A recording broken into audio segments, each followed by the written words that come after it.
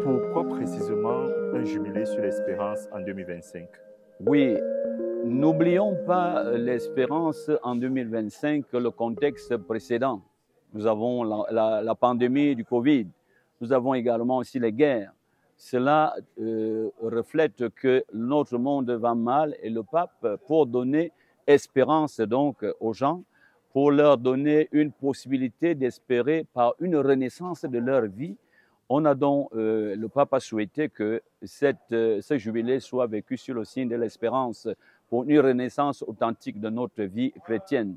Et donc, il y a des moyens, des canaux pour aller à Rome et recevoir des indulgences pour que les gens reprennent leur confiance, reprennent espoir, espérance dans leur vie. Et à ce niveau, il faut comprendre que nous sommes tous invités et le pape n'a laissé aucun domaine de la vie. Les prisonniers, les malades, les gens qui sont, n'est-ce pas, des immigrés.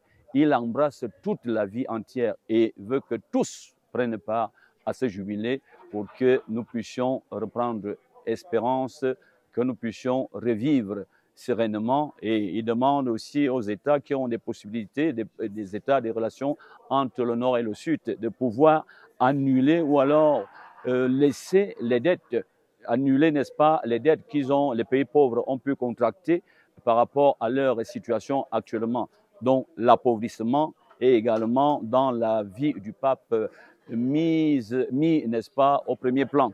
Donc, il embrasse tout le monde, et d'où le sens de l'espérance par rapport à cette vie et celle qui nous attend de l'autre côté. Les évêques ne peuvent pas organiser leur jubilé qui sera contraire à celui qui est organisé par Rome. Mais le pape a donné la possibilité aux évêques de célébrer, n'est-ce pas, à partir du 29 décembre de cette année, l'ouverture des portes saintes, n'est-ce pas, des messes pour le jubilé de l'espérance. Donc, les évêques, étant donné que la collégialité oblige, ils ne peuvent pas aller contre la pensée de l'évêque. Tout évêque est prêt à accepter ce que le pape, l'évêque de Rome dit, le pape dit, parce que l'évêque de Rome, il faut comprendre aussi une chose dans certains contextes, est infaillible. Le dogme de l'infaillibilité du pape, quand il parle de la foi, il ne peut jamais se tromper. Par conséquent, les évêques sont obligés, pas obligés, ils sont dans la collégialité à entrer dans la lyre des mires, n'est-ce pas, du pape, de l'évêque de Rome.